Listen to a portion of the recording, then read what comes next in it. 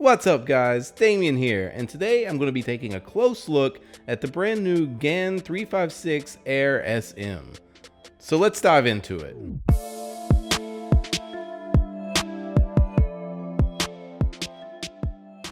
So first off, what you actually get is the cube and these two triangular looking things. Now upon closer inspection, you can see that these are actually just holders for the GES system that GAN uses to tension their new cubes. So let's open one of these up and see what's inside. So as you can see, there's just a seam running around the middle of this, and I think you can just pop them open. Let's see. Not the easiest thing to open, and I feel like a lot of people will spill these, but you can do it if you're careful.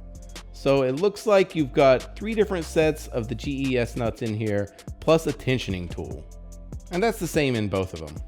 And when you compare the old GES system on the left to the new one on the right, you can see that the main difference is the distance that the spring can actually compress. So hopefully that makes this a little more customizable with the new set of the GES nuts. And another difference is the branding that they put on top of this in silver. It just says GAN right there. Although it's totally pointless, I think it's pretty cool. But as I said in the intro, this is a close look at the new GAN Air SM. So what I want to do is take the cube apart and see what they've actually changed since the UM. So it looks like the edge design is basically the same, except for the new honeycomb pattern on the sides of the SM edge. And with the corner, it's basically the same story as with the edges, the only real difference being the addition of the honeycomb pattern along the contact surfaces. And the centers I don't think have changed at all, they look identical.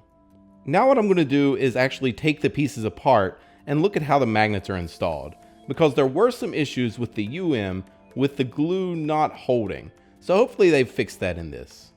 Okay, so this is pretty cool.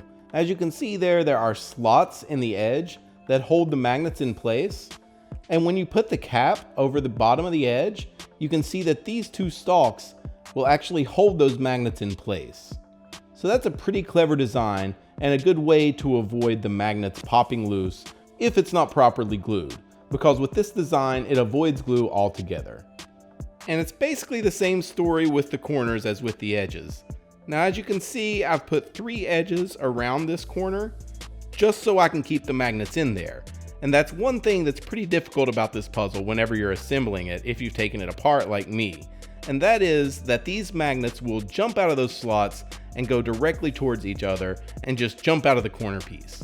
So that was kind of frustrating until I found out to put the edges around it and then you can assemble it.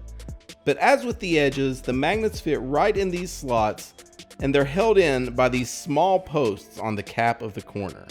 And I'm really happy with this glueless design. It's pretty clever and reminds me of the MoYu Pyraminx. So now that all of that's out of the way, we can finally talk about feel and how this puzzle actually performs. Now as far as something like corner cutting, it's pretty standard. You've got your 50-degree corner cutting and line-to-line reverse.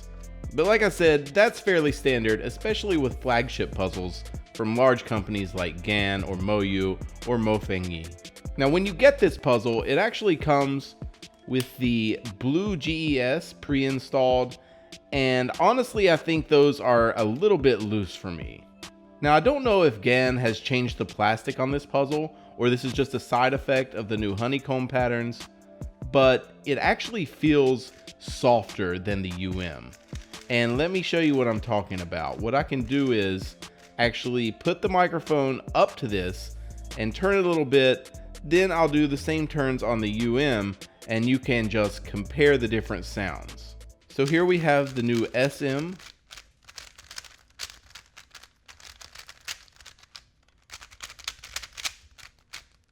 And this is the UM.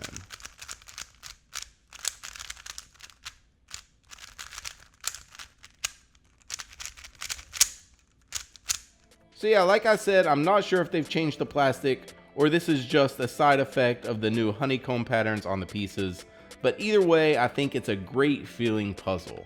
Now as far as performance goes, I think the performance is basically the same on the SM as it was the UM, but the feel just puts it a little over the top in my opinion.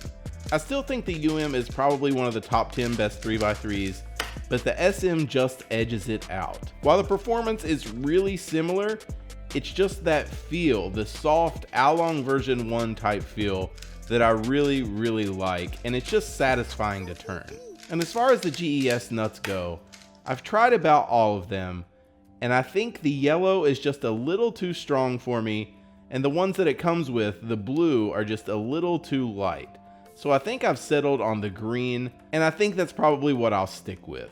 But either way, I hope you guys have enjoyed this close look at the new GAN Air SM. And if you guys are interested in picking one up, I'll put a link down in the description to the cubicle.us where you can pick one up. A big thanks to them for providing this puzzle and making this video possible. So like I said, I hope you guys enjoyed. Give it a thumbs up if you did, and you'll hear from me really soon. Later, guys.